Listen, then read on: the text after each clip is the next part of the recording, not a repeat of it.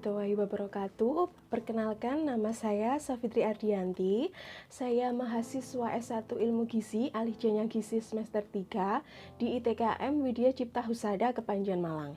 Nah, untuk video kali ini saya akan membahas tentang dua masalah gizi yang terjadi di Indonesia, yaitu stunting dan obesitas. Masalah gizi ini diangkat menjadi tema Hari Gizi Nasional ke-62, yaitu pada tahun 2022 dengan tema Aksi Bersama Cegah Stunting dan Obesitas. Indonesia saat ini masih dihadapkan dengan berbagai permasalahan gizi, terutama gizi kurang atau stunting dan gizi lebih atau obesitas. Ada beberapa upaya yang dilakukan oleh seseorang ibu, baik sebelum maupun setelah bayi lahir, untuk mencegah stunting dan obesitas. Di Indonesia, berdasarkan survei SSGI atau Studi Status Gizi Indonesia, pada tahun 2021 menyebutkan prevalensi stunting masih sebesar 24,4%. Angka ini masih jauh dari angka prevalensi yang ditargetkan dalam RPJMN pada tahun 2020 sampai 2024, yakni sebesar 14%. Sementara itu, berdasarkan Riskedas tahun 2018, prevalensi obesitas pada balita sebanyak 3,8% dan obesitas usia 18 tahun ke atas sebesar 21,8%. Target angka obesitas di 2024 tetap sama, yaitu 21,8%. Upaya diarahkan untuk mempertahankan obesitas tidak naik. Nah, ini adalah upaya yang sangat besar dan cukup sulit. Pada saat anak stunting, maka terjadi gagal tumbuh, ditunjukkan dengan tinggi badan pendek dan perkembangan intelektual yang terhambat. Dalam jangka panjang dapat menimbulkan dampak pada gangguan metabolik yang mengakibatkan resiko individu obesitas, diabetes, stroke, dan jantung. Perbaikan gizi lebih diarahkan pada gizi seimbang sebagai solusi menurunkan stunting dan mencegah angka obesitas naik. Gizi seimbang bermakna luas berlaku pada semua kelompok umur. Nah, penerapan gizi seimbang dilakukan dengan mengkonsumsi aneka ragam makanan, membiasakan perilaku hidup bersih dan sehat, mempertahankan berat badan normal, dan melakukan aktivitas fisik di semua kelompok umur. Selain upaya pemerintah, peran keluarga terutama ibu berperan penting dalam pencegahan anak stunting dan obesitas. Calon ibu hendaknya melakukan pemeriksaan kesehatan sebelum hamil dan rutin melakukan pemeriksaan saat hamil. Untuk mencegah stunting sejak awal adalah jangan sampai penambahan berat badan ibu hamil tidak mencukupi. Jadi pertambahan berat badan ibu hamil adalah faktor utama. Nah, ketika bayi lahir, yang harus diperhatikan ibu adalah berat badan bayi minimal di atas 2,5 kg dengan panjang badan di atas 47 cm. Seorang ibu juga wajib memberikan ASI eksklusif, yaitu diberikan sampai 6 bulan. Kalau tidak diberikan ASI eksklusif dan anak pernah diare berkali-kali, itu sudah bertanda akan terjadi gangguan stunting kalau tidak segera diatasi. Untuk obesitas, pahami penyebab obesitas atau kegemukan. Obesitas bukan hanya disebabkan karena kurang aktivitas fisik dan makanan, tapi banyak sekali penyebabnya. Pada orang dewasa atau remaja, obesitas itu bisa terjadi karena adanya stres yang menimbulkan inflamasi. Nah, inflamasi menimbulkan penumpukan lemak.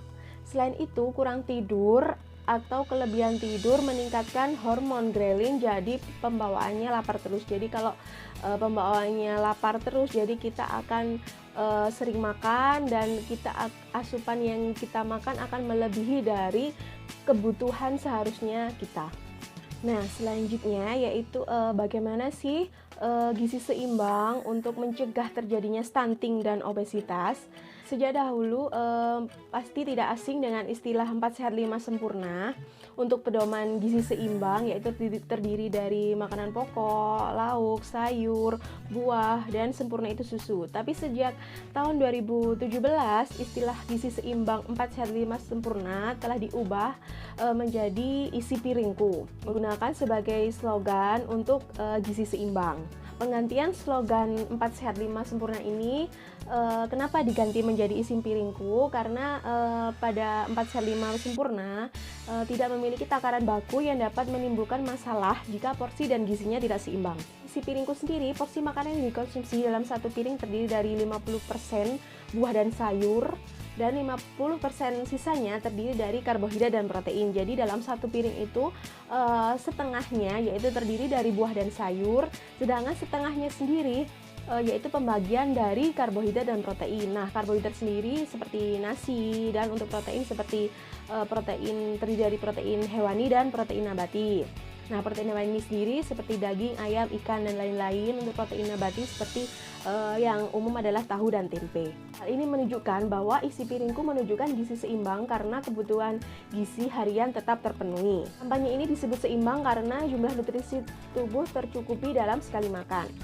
Isi piringku juga membatasi konsumsi gula, garam, lemak dalam makanan sehari-hari. Kenapa? Karena gula, garam, lemak itu sendiri dapat menimbulkan masalah, yaitu salah satunya yaitu obesitas. Masyarakat diminta untuk mengonsumsi beragam makanan dalam satu piring, tetapi tetap mengandung protein, karbohidrat, vitamin, mineral yang seimbang, sehingga kebutuhan zat gizi yang dibutuhkan tubuh dapat terpenuhi secara pas, tidak berlebih dan tidak kurang. Panduan isi piringku sendiri juga menekankan 3 hal penting, yaitu mencuci tangan dengan sabun, melakukan aktivitas fisik 30 menit per hari, dan minim air 8 gelas per hari.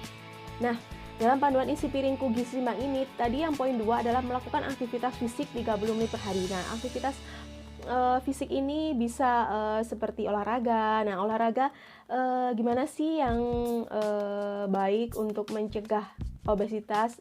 Ya, olahraga apapun itu baik ya. Nah, tergantung kondisi tubuh masing-masing. Jika kita merasa kita sehat dan kuat, tidak punya penyakit apapun, kita bisa melakukan olahraga yang kita sukai, seperti bersepeda, berenang, aerobik, ya apapun jenisnya, banyak sekali olahraga. Tetapi jika kondisi kita kurang bisa untuk melakukan aktivitas fisik atau olahraga yang terlalu berat, kita bisa berjalan minimal 20 menit per hari, ya, berjalan santai saja, keliling kampung atau ya sekedar mau belanja. Aktivitas fisik pada anak yang kegemukan tidak disarankan dengan intensitas yang tinggi, misalnya lompat-lompat, sebab gerakan itu justru akan menambah beban pada lutut atau sendi anak sehingga resiko cedera pun semakin besar. Nah, maka dari itu olahraga yang paling tepat untuk anak obesitas untuk menurunkan berat badan yaitu olahraga dengan intensitas ringan dan sedang, misalnya jalan kaki, jalan cepat, naik sepeda, ataupun berenang. Aktivitas fisik bagi anak-anak disarankan 60 menit per hari. Nah, pada anak obesitas tidak ada tambahan waktu, tetapi harus memiliki konsep bahwa jumlah kalori yang keluar lebih banyak dari kalori yang masuk. Nah, aktivitas fisik anak pun harus bersifat aerobik.